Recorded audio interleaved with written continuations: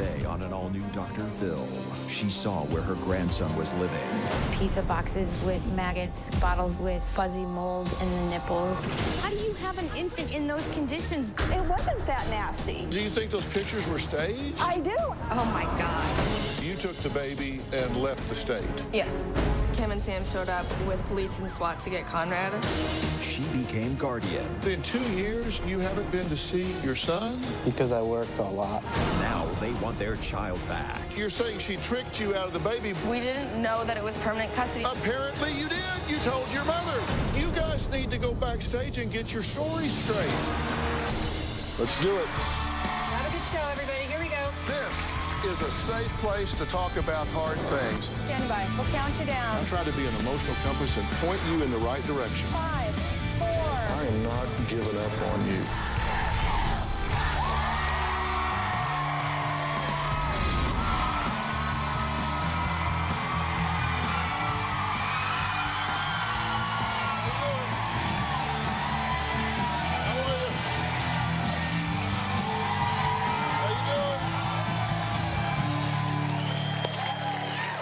You know, Conrad was an adorable baby boy with sparkling brown eyes, an adorable smile, and a playful personality.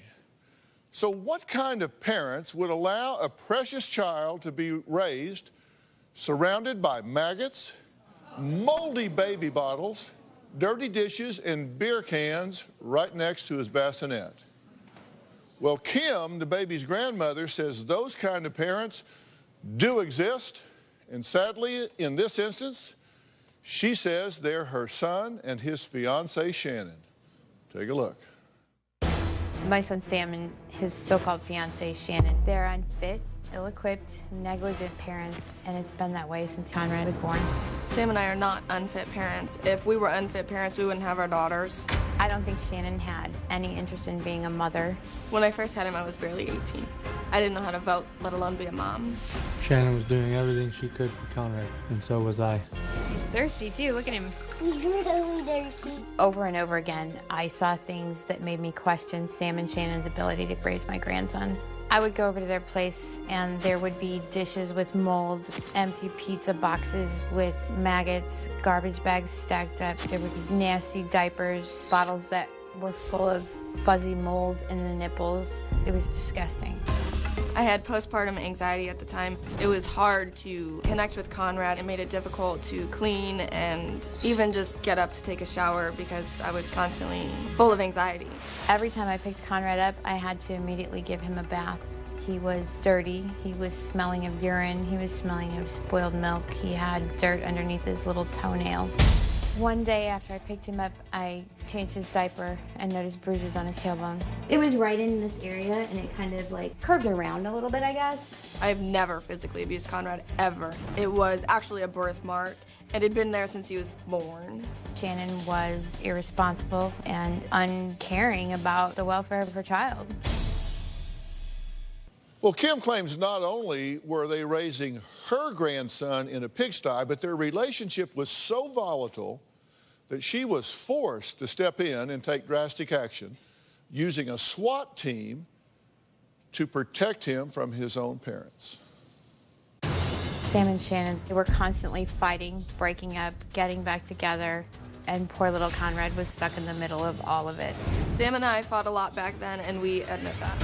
One night, Sam called me and said that Shannon was trying to leave and take Conrad with her to a battered women's shelter. I begged her not to go to come and stay with me, but instead she flew to Kansas where her mother lives. My son immediately filed for an order of protection and drove 600 miles to Kansas. With the help of police and a SWAT team, my son and I got Conrad back. Shannon returned to Illinois within the week, and she and Sam were back together again. I was furious. Because of the instability and volatility in their relationship, DCFS suggested that I obtain guardianship of Conrad. You're like Superman! So I contacted an attorney. After all of that, Kim convinced us to sign over guardianship to her, or Conrad would end up in foster care. When we signed that agreement, we didn't really read it through because we trusted her. I was able to get permanent guardianship within about 30 days. We thought that once we were on our feet, that it would be a temporary solution and we would be able to get him back once we were ready. She tricked us. She saw the opportunity to have another baby and she took it. Well, Shannon and Sam claim that Kim tricked them into signing guardianship of baby Conrad over to her when he was just 6 months old. Tricked them. Now, they say for the past 4.5 years, she's been raising him 600 miles from where they live and claim Kim is holding their child hostage and will not return him unless they meet what they call her outrageous demands. In a nutshell, Kim hates me and I hate her just as much. A month after I had Conrad, Kim tried to control every aspect of me being a mom. I felt like someone needed to step up and take care of this innocent baby. And if that meant I was being controlling and overbearing, then so be it. She attacked my parenting style. She didn't like the diapers I used. She would come over and bathe Conrad because she said that I wasn't capable of doing it right. She told me that I wasn't able to breastfeed him. She said that my breasts were too small to breastfeed. This is the most ridiculous thing I've ever heard. Kim was constantly butting into our lives. She would show up to our house unannounced. If she came in and she saw that the dishes weren't clean, Kim would threaten to evict us. Kim said that our relationship was garbage, but Kim didn't help because she was always stirring up drama. She had neighbors watching the apartment to let Sam know if I had people over. This always started fights. He always was questioning whether or not I was faithful because of it. The night that Kim and Sam showed up with police and SWAT to get Conrad, I was stunned. It was happening because Kim was angry that I had broken up with Sam. After all of that, Kim convinced us to sign over guardianship to her. Kim took advantage of us. She made sure the situation worked out in her favor. She was proud to say that she wasn't the mama anymore. I resent her more than I've ever resented anybody in my life.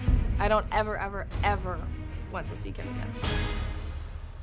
You guys say that this woman tricked you into signing away your child at Yes. 6 months of age. Yes.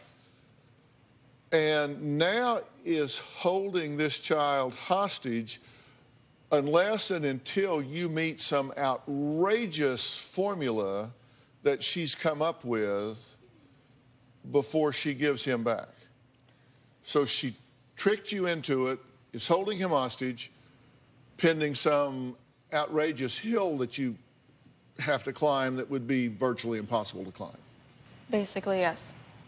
But now, weren't you telling us, and I listened to it on tape, weren't you telling us that, in fact, you didn't think you were a good mother at the time? I didn't think that I was ready or knew what I was doing. I was 600 miles away from my mom, so I was basically lost on how to take care of a baby. Okay, so that's a yes. Mm-hmm. You said you were suffering from postpartum anxiety. Yes. Not depression. Right. But anxiety. Yeah. And you couldn't get off the couch, you weren't motivated, you weren't taking care of the baby. No, he was taking care of everything else that I didn't take care of.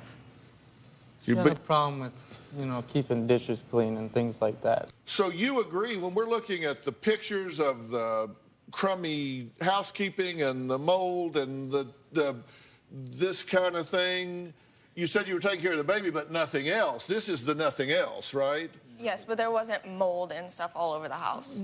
Well, not all over the house, but there are pictures of mold here. Right. Yeah. There's stuff growing that is not agricultural. There was plenty of mold in that house before we got there, Yeah, though. there was mold in that house before we got there. This was not the kind of environment that if Child Protective Services came over and did a home study, they would go, oh, good job. Probably not. They would look at that and go, oh, come on. Probably not. Right? You're right. And to your credit, you recognized that you were behind the curve. And you said, can you help us here temporarily? Yes.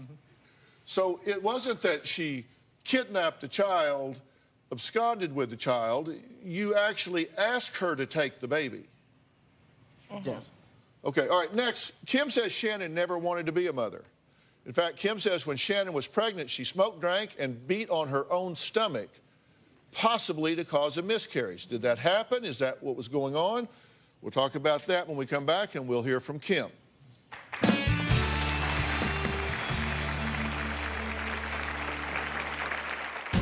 Throughout her entire pregnancy, she did not want to have that baby. Sam told me that during one fight, Shannon was beating on her stomach, trying to, I would assume, miscarry. I never tried to hurt my unborn child while I was pregnant. Kim made that up. Tomorrow on an all-new Dr. Phil. Human remains found in a recycling bin. Accused of killing a mother of 3. I remember saying to myself, I'm not surprised. His ex-girlfriend speaks out. You say he choked you. The exclusive interview. He left behind a blanket. My daughter sleeps with that blanket. The shocking photo. Do you know if that's the only time he ever put on your undergarments? Plus, she stared serial killer Ted Bundy in the eye. He said, I'm going to kill you. That's tomorrow. It's been 2 years now since Sam has seen his son. Sam and Shannon have never sent a birthday card, a Christmas card, a phone call on his birthday, not a gift. There's been nothing like that. Kim does everything she possibly can to make sure that we are unable to bond. She won't let me video chat with him. Kim made a stipulation that we have to visit Conrad once a month. We live 600 plus miles away. It's incredibly difficult to visit once a month. There has been a few times where we've made the trip to go see him, and she didn't allow it at all. I've never turned down a visit. Kim is trying to make it difficult for me. She purposefully sabotages my relationship with Conrad. Well, Shannon actually wrote to me because she says her future mother-in-law stole her son when he was just a baby and refuses to give him back. We've actually talked about that, and I don't think he actually stole him, although that's how it was kind of characterized. Kim says Shannon doesn't deserve to raise him because she's been an uninvolved mother who, when she was pregnant, talked about taking a hanger and ending her baby's life. Shannon was a horrible mother even before she gave birth to that little boy. Throughout her pregnancy, it was abundantly clear to me that Shannon did not want to have this baby. On several occasions, she said that she didn't want to be a mother and she was going to give up all parental rights to Conrad. She never actually wanted me to have Conrad. The whole adoption process was actually her idea. On one occasion, Sam told me that Shannon said she was just going to get a coat hanger and be done with it. During one fight, Shannon was beating on her stomach, trying to, I would assume, miscarry. It was scary that she could do something like that. I never tried to hurt my unborn child while I was pregnant. Shannon was a heavy smoker. She smoked a pack a day or more throughout her entire pregnancy. I was working really hard to quit, but I was not smoking a lot at all. Kim made that up. In Shannon's 3rd trimester, I took her to the doctor for an ultrasound. It showed that Shannon's placenta was dying. The doctor told her if she didn't quit smoking, she would deliver prematurely. An emergency C-section was performed. When Conrad was born, Shannon loved the attention that she was getting, but had absolutely no interest in that baby. She's exaggerating. On the day that Conrad was born, I was going through a lot. His birth was sudden. I was only 37 weeks. And then Kim and my sister were in a feud over who got to be in the delivery room. I was really anxious. Shannon wasn't engaged then, and 5 years later, nothing has changed. Nothing. Okay, so you're saying it's been 2 years since Sam has seen Correct. the child? Correct. It was 2 years on January 24th. Did you take this child and move 600 miles away? I did not. Well, who moved 600 miles away? Sam and Shannon. So y'all are saying it's difficult to see the baby because there's a 600-mile distance, but you're the ones that moved 600 miles away? We moved 600 miles away because we actually have support in Kansas, and we have no problem visiting monthly. We have no problem spending that money. The problem we have is not knowing if we're going to actually get to see him. But it's you two who moved away from the baby, not her Right. that took the baby and moved away from you. You put the 600-mile gap in there. Yes. Has she blocked you from being able to see the baby? Yes. That's Okay. not true. Well, Yes, here it are is. some text messages Yeah, it is. between Shannon and Kim regarding visitation. Shannon, so I can see him the 25th, the 27th, then April 23rd and 4th, and then May 28th and 9th. Kim, that's Easter weekend. We have plans. Shannon, of course. So when don't you?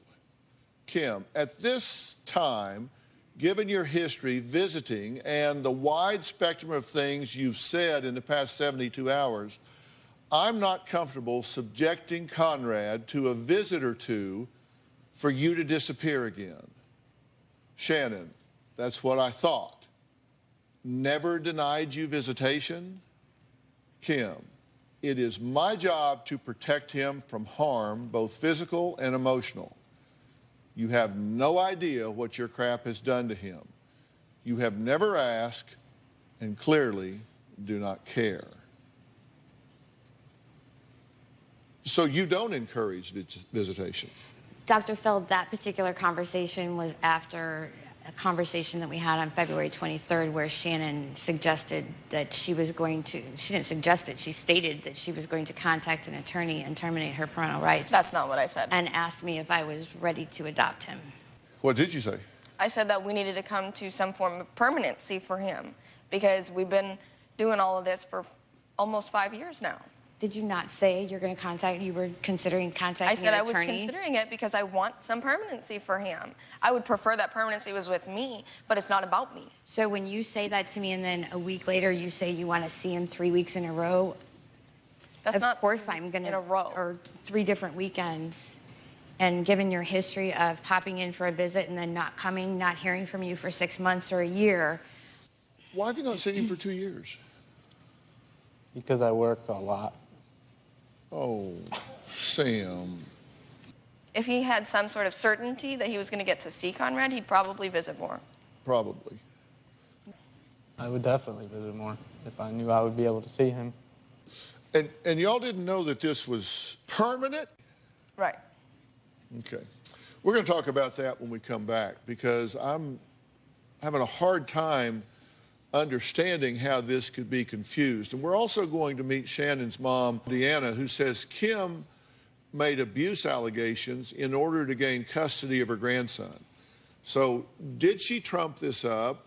Did they think this was temporary? We're going to find out why Dayna says Kim has to control everything around her when we come back.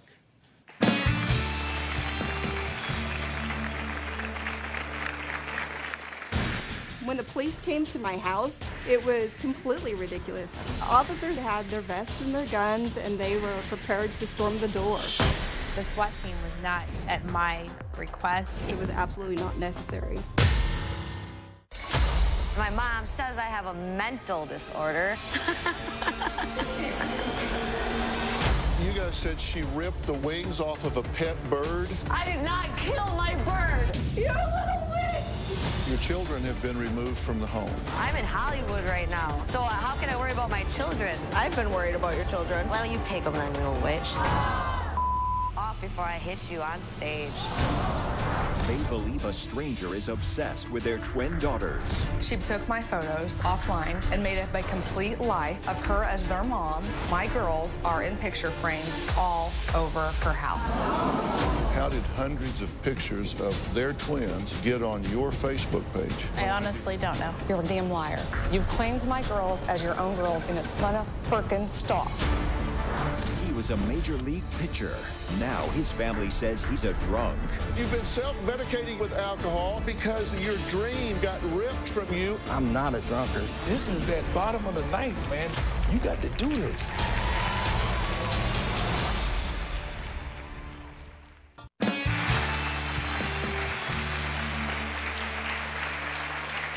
We're here talking about the custody, the future of a child. Now, Kim says she'll give her grandson back to his parents over her dead body. Shannon's mother, Dayna, says she was there when Kim called a SWAT team to help her extract her grandson from his own mother's arms. Kim says she's not a fan of Dayna and believes she's manipulative, controlling, and a bully. When it comes to Conrad, Kim is extremely manipulative and controlling. Which one's that one? This is really ironic because when Shannon was pregnant with Conrad, Kim said that Shannon couldn't even take care of a baby and even suggested having an abortion. I never would have told Shannon that she should have an abortion. That's enough for me to say. Kim has painted Shannon as an abusive, deadbeat mother. This is absolutely not true. If I had ever witnessed Shannon abusing Conrad, I would have called the police and turned Shannon in immediately. I am 100% certain that Shannon abused him.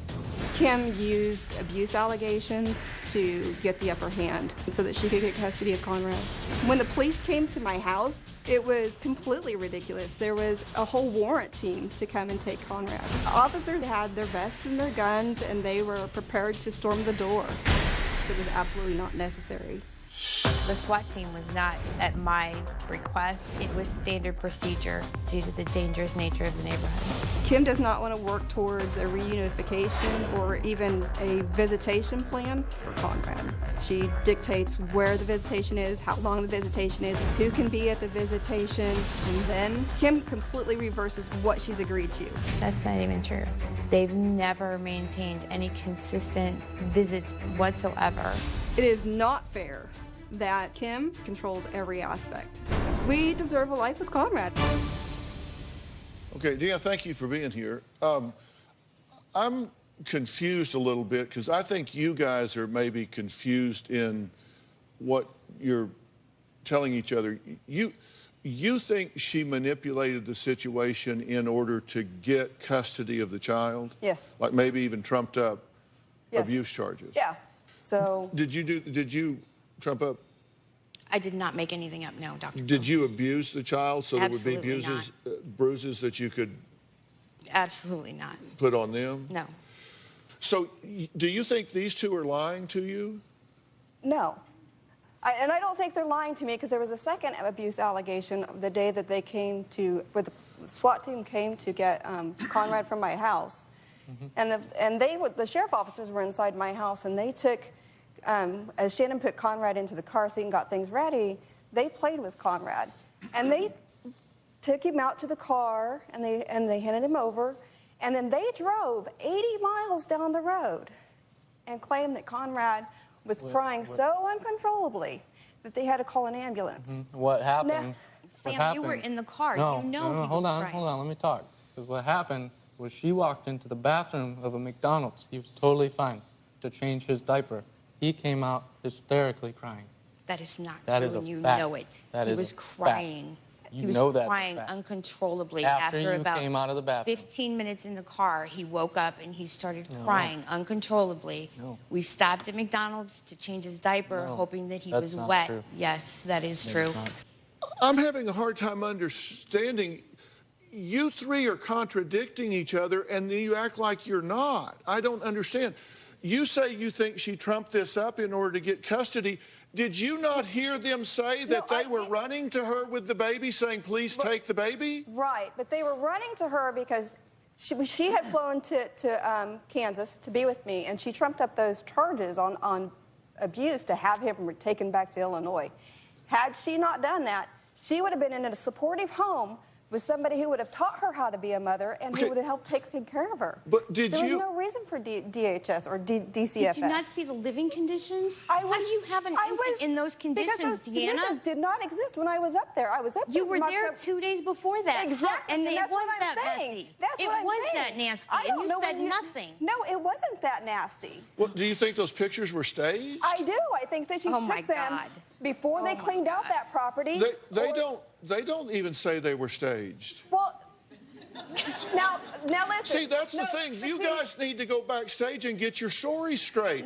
They're telling me that they asked her to take the baby, that she didn't trump something up. They're saying they went to her and said, we're not ready for this baby. We can't take care of this baby. I've got postpartum anxiety. I don't know what to... Will you please take the baby? Temporarily, but will you please take care of this baby? Except I never would have asked her to had DCF not been involved and had they not come to Kansas and taken him from me in the first place. You're telling me you didn't know it was permanent custody? You sent your own mother a text saying you're giving permanent custody to her, and she's chewing your butt out for it. Thursday on an all-new Dr. Phil. Tell me what happened the night that Chrissy went into the coma. The last time viewers saw Nick Gordon, I miss Chrissy and Whitney so much. Dr. Phil arranged for rehab. Bobby Christina Brown, the daughter of the late music legend Whitney Houston, has died. Now, the autopsy results are in, and Nick Gordon sits down to look Dr. Phil in the eye. I want to give you a chance to set the record straight. The exclusive interview. That's the lowest point in my life right there. Where you left money in the will by Whitney. Photos surfaced of Chrissy smoking out of a bong and snorting cocaine. Did she have a drug problem? Yeah, it got really bad. Were you a bad influence on her?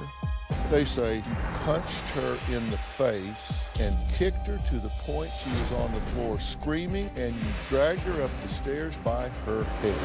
And the question everyone wants answered.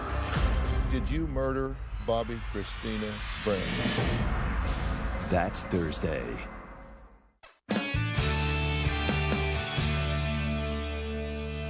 There was an appearance and consent to guardianship that were signed by Sam and Shannon on 11/8/2011. Sam and Shannon claim they were tricked into signing over guardianship, but here is a document that shows both of their signatures on the appearance and consent to guardianship. An entry of an order of guardianship as prayed may be made by this honorable court.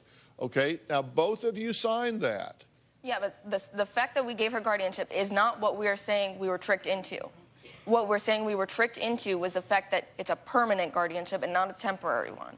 Well, so 2 weeks later, this wasn't like you just went in and maybe, okay, we're young and stupid, we didn't read it. 2 weeks later, they sign again on November 23rd of 2011, this time the order of guardianship. Kimberly is appointed guardian of the person and estate of, and we've taken the name out, but it's the child. You went back in and signed again. Yes, but we didn't know that it was supposed to say something different. We don't know legal jargon, so we didn't know it was supposed to say temporary guardian. Well, really, because you then got an email from your mother on the 14th, in between these two, that says, you tell me that you're going to give me temporary guardianship of Conrad, only to notify me the next day by blanking text that you're giving Kim permanent custody? That's you. I don't... That's you to your daughter. Yeah. You're upset because you sent her a text telling her that you're giving permanent custody to her. And you're telling me you didn't know it was permanent custody? You sent your own mother a text saying you're giving permanent custody to her, and she's chewing your butt out for it. We didn't know that it was permanent custody until Apparently you did. You told your mother. After everything was already signed. No, that was between the first and the second time. No, it wasn't. Yes. The appearance consent to guardianship was signed by you and Sam on the 8th. The order of guardianship was signed by you and Sam on the 23rd. So the 8th and the 23rd. Between those two, you and your mother are going back and forth on the 14th. So on the 14th, you get the text from your mother that says, are you kidding me? You tell me by text that you have given permanent custody to her? I don't remember it, so... I mean, it was definitely a conversation we had, and I had concerns, and I spoke with you about, like, not doing permanent, doing temporary. That's why I wanted you to have your attorney to represent you to protect your rights, and him to have his attorney to protect his rights, as well as you having your attorney, so that if this guardianship was placed, that everybody was protected in it. And it wasn't Kim that comes up with a SWAT team and storms the house. It was Kim and Sam, who you had placed a TRO on at one point. And he also sent a text to his mother. You and your mother are going back and forth on text. Sam and his mother are going back and forth on text. And in one text, he says, you were right, Ma, the whole time. I'm the one that's sorry for not believing my own mother. Now she's going to get him back. Kim, no, she's not going to get him back. Sam, she's just a nutcase. That was a year ago. We were in a big fight at that time. Couples argue, I get that. But you guys understand here, I'm looking at this to see, I always look at what people say then versus what they say now. It's he and his mother that come up and take the baby. Yeah. And then he's telling his mother, listen, you were right, she's a nutcase.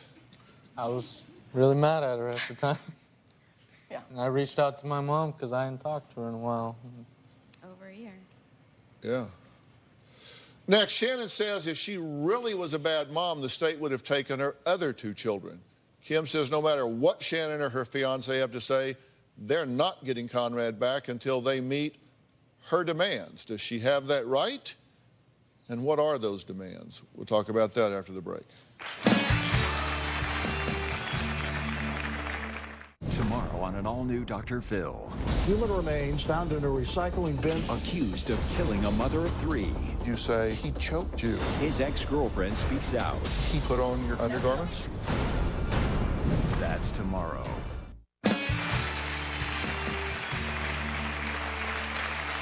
Shannon and Sam say Kim is evil because she refuses to give up guardianship of their 5-year-old son. For the last 4.5 years, Kim has been raising her grandson because she says his parents are unfit to do the job right. They agree they were unfit way back, but they say it's a different time now. Kim's daughter, Allie, says her nephew should stay right where he is, living with her and her mother. Shannon and Sam think that they're great parents, but they're really not.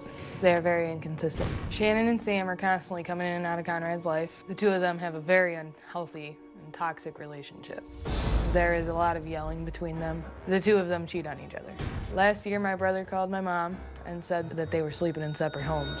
No child deserves to be around that chaos.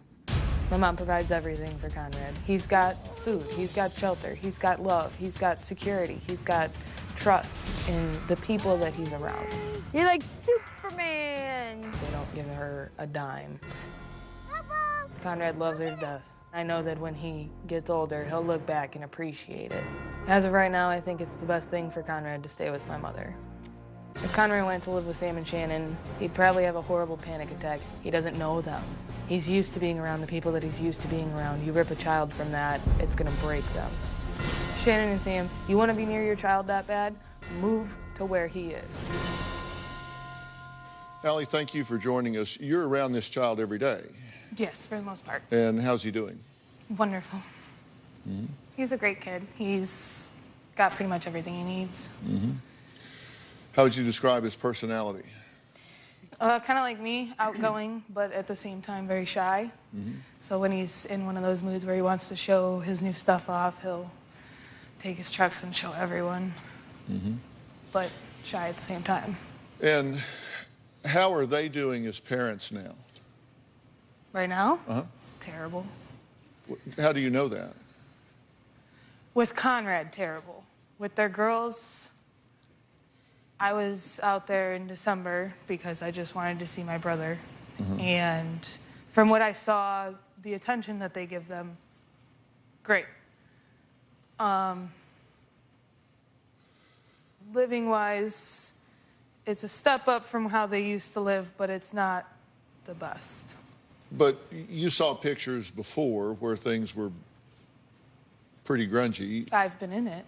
I've seen inside of it. Things have improved. They've improved from that, yes. Right. So when they say that things are better, like their living conditions in 2011 were pretty bad versus 2016. See that couch? They provided us pictures stuff? which certainly show a different story now. Is that a fair representation, or? I mean, their kitchen didn't look like that. It was a normal kitchen, had food, you know, on the kitchen and plates and stuff, dirty dishes in the sink. That's normal. But their living room, I mean, it was, they had broken crayons and food all over the ground. Well, they still say from for the the last girls. 2 years that they've been living in a 2-bedroom house, which is neat, clean, and well kept for the most part. You say they're attentive to their other children. Yes. And I wasn't there to judge them. I was there to see my brother because that was you didn't come out of there saying, "Oh my God, these children are being neglected." No. No indication of that. No. Now you have a list of demands for them. How do you guys feel about that? Some of these are new, like the joint custody thing is new. Do you need Dr. Phil's help? Text Phil to 88500 and share your story for a chance to appear on the show. Standard message and data rates may apply. I'm 100% ready and able to be a good mother for Conrad. When I first had Conrad, I was young, I was dumb, I had no idea what I was doing. Today, I'm in a much better place. I have a house with my 2 beautiful girls. Sam and I have been together and stable for more than 2 years now. I went to college just so that I could be a better mom. I took early childhood education classes. I even went to counseling per Kim's recommendation just so that I could be ready for Conrad. We're happy, we're ready. Conrad needs a healthy, stable, consistent environment, and I don't feel he'll ever get that with Sam and Shannon. Why did you take those classes? The early childhood education classes because I wanted to be able to be a better mom. Were you aware that she'd gone through this coursework and completed all this stuff? She provided it to the court last year when we were in litigation. So that's certainly steps in the right direction, right? Yes. Now you have a list of demands for them before you would even consider giving their son back. One is move back to the area where you live, because you're not going to become invisible in this child's life no matter what, right? Correct. Become a stable presence in their son's life. And you would say you want psychiatric evaluations for Shannon and will not give custody if she's bipolar. She's never been. She was. I'm not bipolar. Her mother sent me an email back in 2012-ish, and said that Shannon had been diagnosed with bipolar, and well, you're not suggesting that bipolar folks can't be parents, are you? No. If she is and she refuses to take medication, that's a problem. Let me assure you, there are thousands and thousands and thousands and thousands of bipolar parents in this country that are doing a wonderful job raising children. That doesn't, you can't exclude, that's ridiculous. Individual and family counseling, you would want them to get some help. Sam must go back on his ADHD medication and be cleared by a psychiatrist. Shannon and Sam must submit to drug testing. Reunification counseling. Needs to feel comfortable with Shannon and Sam as parents. That's pretty subjective. Wants joint custody with Shannon and Sam. They would be primary. Must agree to stay in the area until son is 12. Sam evaluated for drug and alcohol addiction, must be free of drugs for a year. And how do you guys feel about that? I haven't done any drugs in a long time, so. So that would be easy? Most of the list is actually done. Some of these are new, like the agreeing to stay in the area until he's 12, that's new. The joint custody thing is new. I've been cleared of my ADHD, so that's not even an issue. Yeah. Okay, well, we need to take a break, and then we'll talk about this. Next, does Kim, in fact, have all the power here? Is she the only one who can determine if Sam and Shannon are fit to be parents? We'll talk about that when we come back.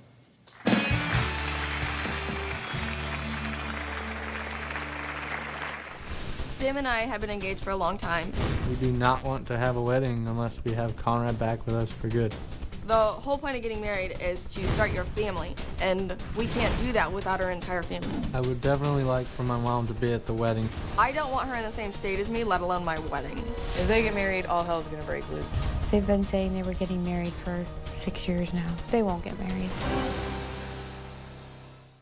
Ready to get real? Go to drphil.com for advice on relationships, parenting, finances, and more. Plus, weigh in on your favorite episodes, share your stories, and find support in the Dr. Phil community. When you sign up for the community, you will automatically be subscribed to the Dr. Phil Show newsletter. Log on to drphil.com today.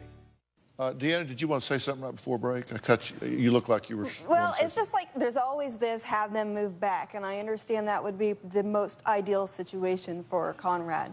But it wouldn't be the most ideal situation for their two daughters. We just can't just think that it's about this one child, because it's not. There's three here. That's a very fair statement. One thing we have to understand and keep uppermost in our mind here is that as adults, we are fiduciaries. We have to keep the children's best interest at heart. So what needs to happen here, I mean, I'm troubled by the fact that you haven't seen your son in 2 years. There's no excuse for that. And if the two of you want to have a role in this child's life, you're going to have to start doing it in a stepwise fashion. And I will get you professional help to create what is actually going to be co-parenting. I'm going to get you some help for I'm going to get you a reunification counselor that will set up a plan to do this that puts the child's interest up here. And then we start working our way, and hopefully it can get to the point where maybe the child spends summers with you guys, maybe a couple of weeks, a couple of times a year where you meet halfway in between and you do things where you have a healthy relationship. But that is something that is gone in a stepwise basis that you're comfortable with. And you'll work to want to be comfortable with that in the child's best interest. But we'll get a reunification counselor, that's our gift to y'all, to work towards this. Thanks. You know, you want this child to have a relationship with his mother and father, right? Absolutely. But this person will help you guys make sure that your home is like it needs to be, that your priorities are where they need to be. And then we'll work our way up to this. And then the child has everything it could possibly want under the circumstances. If I get you that counselor, will you do that? Yes, and, absolutely. you know, be gracious. This is your son here. I know, I miss him. It begins here. Put your agendas away. Put this child's agenda first. All right, I want to thank all of my guests today. We will see you next time. Thanks for being here. I'll get you some help with this. Okay, Allie, thanks. Michelle, thank you so much. All right, man. Yeah, thanks, guys.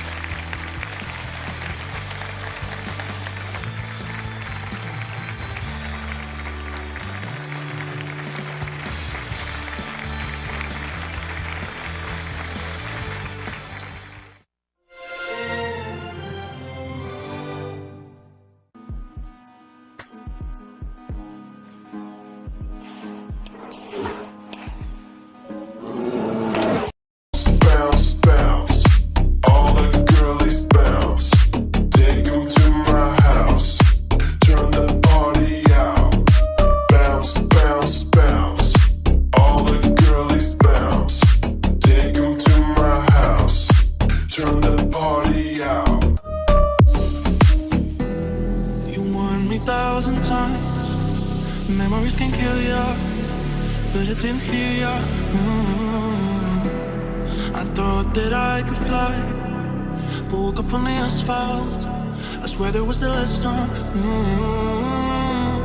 I've always been naive, call it.